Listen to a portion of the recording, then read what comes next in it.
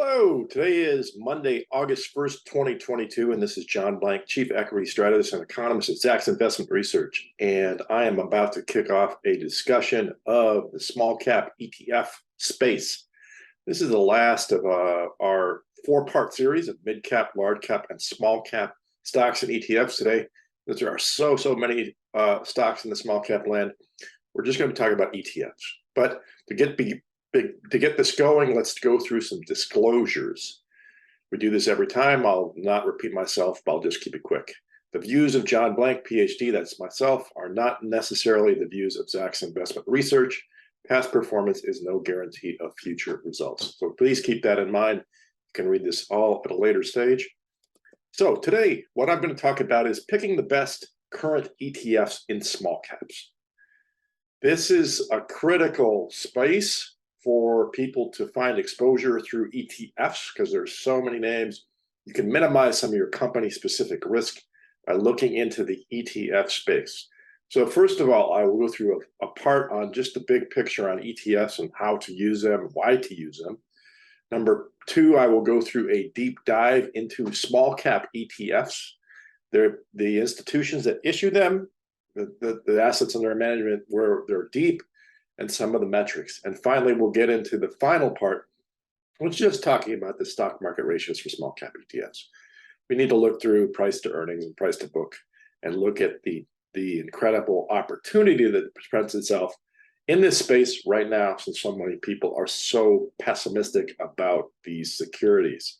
So, number one, let's get through the big picture on ETFs. What broad current conditions should you as a trader or investor be made aware of? So first of all, there are many applications of ETFs in investment strategies. I've got a Van Eck guide to ETFs investment strategies. They show you generic 7 to 9 broadly applicable ETF strategies. These are very generic. It's a very generic chart, but it has on the left side 7 of them laid out around in a circle, and on the right side it has the same basically 9, but a few of them are kind of repetitive, and then just describe the description of what is going on here. So let's go through this. This is actually worth spending time because we want to understand how to use ETFs. First of all, core and satellite. This is a broad-based strategy where you have a core investment with satellites strategies such as sector ETFs to enhance overall portfolio performance, diversification, or risk. So again, it can be for portfolio performance, diversification, or risk to use a core and satellite. But sector ETFs are very helpful to have building around something. This gets to strategic asset allocation, which that's maximizing your diversification to a variety of asset classes. So again, strategic asset allocation is across asset classes. Core and satellite is within the ETF. Tactical asset allocation. This is short term. Overweights and underweight positions to outperform the market. Sector tilts. You'll hear that a lot. And that is somewhat, like I said, consistent with core and satellite. This is a tactical strategy to use sector ETFs to get more exposure. Cash equitization. This gives you instant market exposure while you're refining a long-term investment view. So if you just want to keep a position, and in a broad sense, this is where you go before you refine maybe picking a stock or an actual security that you like. Completion strategies gains exposure to specific sectors and asset class, filling holes in your portfolio. So if you see you're missing something. Sector rotations. Again, like I said, a lot of these are somewhat repetitive. This is using trading signals in the macro economy to take advantage of cyclical market movements, sector rotations. As I've spoken to, there's also style rotations. We're going to talk about the sector. The style ETFs of the small caps have really been sold off, and there's a style rotation as well. Pairs trading, taking long short positions in ETFs. This is very common for people who are traders. You'll want to hedge, take a long position in an ETF and a short position in another ETF. Diversification, risk management. Obviously, this is a classic way to deal with these additional ETFs because they help you diversify your risk, getting you a much lower risk when you use them. Okay, so keep this in mind. These are the 7 that kind of boil down. These are the 9 that are more broadly spoken to, and this is their discussions and descriptions. So take this chart as a background to what we're going to look at. Okay, first of all, top 30 issues for exposure to fixed income, commodities, and equities. So these are the major areas, particularly fixed income and equity. But don't forget about asset allocation ETFs, alternative ETFs, which is something like real estate, farmland, things like that, currency ETFs. And I'll point out this is July the 12th data. This is July the 28th data. So over here is the last week's data, and I'll keep my eyes focused on this. I think you should too. So the point here is, when you're looking at a institution, I've got 30 of them here. These are all the companies that offer these different securities. So you're going to find some differences here. For example, BlackRock. BlackRock has, 500 billion in fixed income ETFs and 1.5 billion in equity ETFs. Whereas Vanguard has somewhat less in the fixed income and about the same in equities. And this will be true going all the way down. However, you're going to find some players that have very, very little exposure to the bond area. Down here, particularly in the smaller names, there aren't a lot of bond ETFs that are in small names. PIMCO is probably the example that's opposite that. They're a bond group. They have a 22 billion in fixed income and almost nothing in equities. But say, for example, just above them, Goldman Sachs, more typical, 4 billion in fixed income, 20 billion in equities. This is for more the common pattern. But if you're looking for somebody whose expertise is more in bond land, you're going to want to take somebody who has more relative exposure to fixed income versus their equities.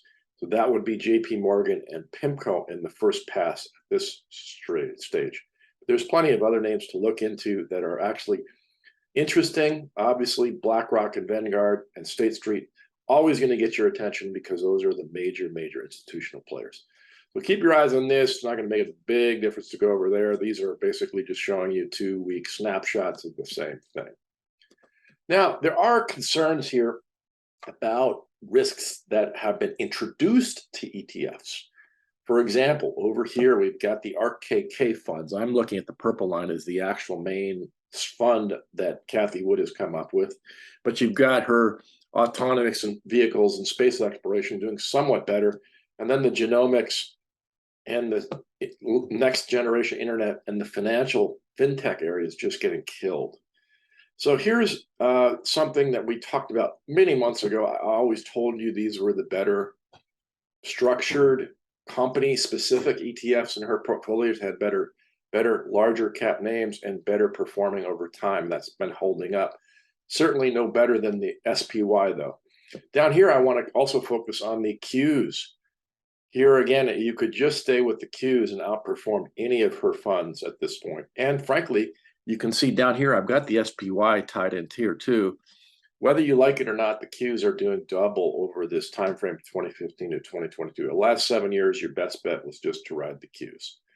That's telling you growth is really not out of favor. What is out of favor is super risky, unprofitable names. That's what she got you into here, particularly. These are still in a very poor position. I would stay away from stuff in here. I would take a look at staying with the Qs. You got a nice entry position there. Now over here, we've got a story of the ETFs and what's called exchange traded notes. These are more manufactured entities. They do not own the underlying basket of securities, but they offer you a total return. And this is something that the worry here is you can get into some worry about default risk, because if the issuer goes bankrupt, the holders may not recover their principal. So exchange traded notes are a little riskier because you cannot pick the clean play. An ETF is going to get straight away to its stocks. Here, not the case. That's the main difference. So when you see an exchange traded note, you do not own the underlying basket of security. With an exchange traded fund, you do. This will mimic the performance of an index and benchmark. This is largely for unsecured debt obligations. So on we go. Top large cap, mid cap, and small ticker small cap ETFs by ticker and full name. So here's the tickers, here's the full names. Here's my large caps, here's my mid caps, and then over here you can just see the sheer number of small cap ETFs. They are loaded over here. So when you get a V, it's typically Vanguard's. When you've got an I at the first, that's typically iShares. And then if you've got an M in here somewhere, typically that'll be a mid cap, to no surprise. The small caps it's a different world. Look, it's very, very different. You're going to find, again, the first, letter in the alphabet is going to give you the fund provider, who's the issuer of that fund. For example, Nuveen's here, Janus is there, iShares. Now you go up here, Wisdom Tree's a D. And Vanguard, of course, is V. So Schwab will be, if you see that, that's actually an F. So again, these are just ways for people to get exposure and use the ticker properly. They can have 3 or 4 uses of the alphabet here. It's not uncommon to go 4 tickers for an ETF. That's not something you see very often, or if at all, on specific shares. But you do see it a lot in these ETF space. So again, the first letter in the alphabet will be the company that's issuing those security ETFs, and then we'll get into the others. The last one is typically whether it's value or growth. Sometimes you can see a V or a G. That's not always the case. For example, the VTV, Vanguard Value ETF, does show you Vanguard Value. But again, you can get Vanguard Large Cap ETF here, which is VV, or you can get Vanguard Value, which is VTV. And then if you get Vanguard Growth, you get VUG. So again, this is something that you need to be aware of. Very important to start looking through these names and understanding. They just basically describe the strategy of that company's focus on this given ETF. So I think it's really an important chart here to show you the names, show you their tickers, and get you to start thinking about the strategies that are involved here. All right, management metrics.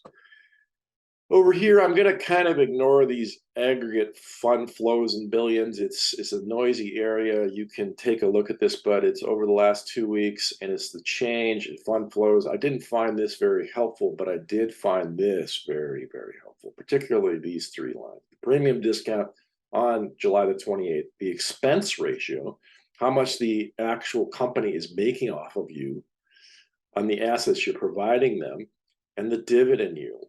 The dividend yield will typically be higher for the value funds and lower for the growth funds. So that's an easy way to pick up. For example, you're going to find 2.36, that's the Vanguard Value. And then if you look at their growth fund, which is VUG, that's 0.6. So there's your 0.6 for the growth fund and value for Vanguard, and there is your 2.36. So typically, if you're looking for income, you're going to want to be in value stocks. This is no different down here. I can all but guarantee you Don is going to have value, and I can all but guarantee you VOT will have lots of growth stocks in the mid-cap space. So here's, again, your large cap names. Premium discount is a term because of ETFs trading.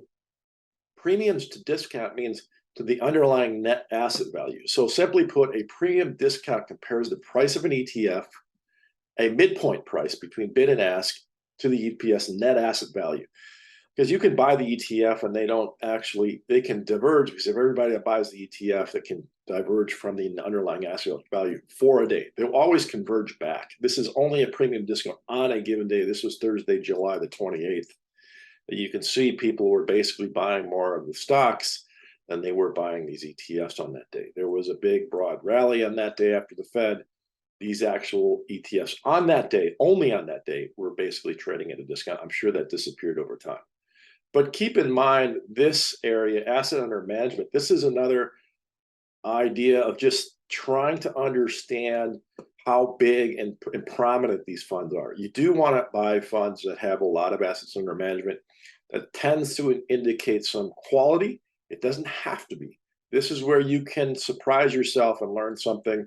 A lot of smaller providers do have value-added funds, but you got to do your work here to figure this out. If you don't want to do your work, you could just buy the larger asset managers. Okay, a deep dive into small cap ETFs. This is going to take us through what just the small caps show us. For example, let's get into, broadly speaking, once again, the major ETF classes. Keep this in mind. There's $1 trillion in fixed income, about $5 trillion in equities, and 150 billion in commodities. This can be quite different. Look at this. This is the daily run over July for 16 or so days. And you can see that large asset managers, a lot of the value funds are in those big asset managers, and they're big funds that do the value funds. But you find the growth funds in the smaller groups. Growth ETFs for small caps can often be the place where people who are smaller issuers can make more opportunities for you. People like the growth stock. It's a more dynamic space. People can pick stocks for you. So here you can see that there's, generally speaking, between 2 and 10 billion is a nice sweet spot. Below here, you've really got to do your work on what the fund's going to do for you. These are the real safe ones at the big institutions. Okay, let's go on. Small cap active ETF providers. This is your assets under management. This is probably the line you want to look at, which is last Thursday. And again, you can see BlackRock and Vanguard, in either value or growth, are your dominant players in these spaces when they do style selection, small cap value or growth, or in just more core areas. Again, BlackRock, Vanguard.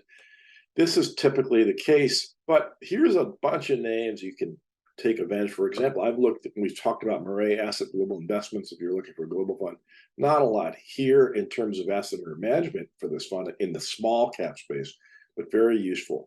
So here is a bunch of smaller names. And then over here, don't forget these names. These are the other small cap issuers. Lots of interesting companies issuing small cap ETFs. Take a look at these names. Don't be afraid to take a look into these companies and the tickers and the things that they offer. There can be some very interesting plays in the ETF space for small caps. All right, so this is the top small cap ETFs. This is, again, your expense ratio. We've talked about this, how much money they're making off of you. And then your dividend yield, again, this is going to be whether it's not value or growth, and now you're going to get into your returns. The 3-year return is going to be, on your basic play here for annualized. And you can see you can get it as much as an 8% return over the last 3 years for the value funds at this point in time. All the ones that are doing well right now are basically value funds because growth has been so hammered. I would not actually take this as a good metric because you can buy, as we get into the final set of securities, growth, if you find your way back, might be positioned better in this cycle for a larger return down the road. This gets into future returns and past returns. This is something to be very aware of. What's happened now is value funds are more defensive, so they're holding up better over this period of time. If you think we're going to enter a recession that's going to be deep, this may be the way to go, but that may not be the case. Okay, Zacks ranks. This is for the larger managers, the middle managers, and small ones. Down here, EWX is very poor. That's an emerging markets one. But you can see, for the most part, we've actually liked these over the last 6 or 7 years. They do get 2 or 3s. Rarely do they do poorly. But in fact, it really hasn't been a great space for, metrically speaking, the last few months because of the worries about the recession. So our ranking is a little longer term on that, and it actually should play out very well for you if you look at these and take a look at making sure the stability of these rankings is held up for you over the last 5, 6, 7 years. Okay, so now we're going to get into stock market ratios for small cap ETFs. I only got a few charts here, but they're worth talking about. First of all, you get the P valuations. Here you got the top ones, the big funds. These are the 2 to 10 billion ones, and these are the small ones. But all you need to point out here is no matter what you look at, from last, basically, January 2021 to the moment, so since Biden's inaugural, these have all been sold off and got cheap valuations. Doesn't matter how you want to play them. You can find cheap valuations. So again, I always want to point out, this is going down, this is going down, and this is going down. This is telling you that this is probably a very nice entry point, long-term valuation-wise, for the small cap ETFs. can I look at this for both value and growth? So here's your value funds and here's your growth funds. And again, I can see a huge sell-off, particularly in the last year. These things have really gone downhill. So this is a great opportunity for you. You can make a lot of money by buying these funds here, or for example, back in those days of the COVID pandemic where they rose. These are the areas where you're going to want to buy these funds, and clearly the case is being made for value and growth that is much more dramatic. However, this is, you got to point out, value goes from a PE of 19 down to a PE of 13. Here you get a PE of 35 down to a PE of 13. So this growth collapse is dramatic. This value collapse is not as direct. So there's more risk here generally, but now that they're sold off, maybe there isn't. So I would tend to think these growth ETFs are very attractive now in the small cap space. Price to book value, this is typically going to find its way. Again, the very large funds, the middle funds, and the small funds. What I'm going to point out to you, whether we go here or whether we go there for value and growth, doesn't matter as much. All I'm going to show again you is that here's the COVID pandemic. Things rose fine for a while, and then they cooled off. If you look at value and growth for the price to book, again, for the last basic year, they've all been cooling off. Nobody has wanted these, particularly the growth funds. These are all being sold down and off. It's worth pointing out, though, getting into the actual, for example, Vanguard versus iShares or other plays on whether something is actually more risky or not. It's looking at how much the lines move. That's worth considering. So here we've given you some great metrics and plays to look at. So that's it for me today. I hope you enjoyed it, and I thank you for attending.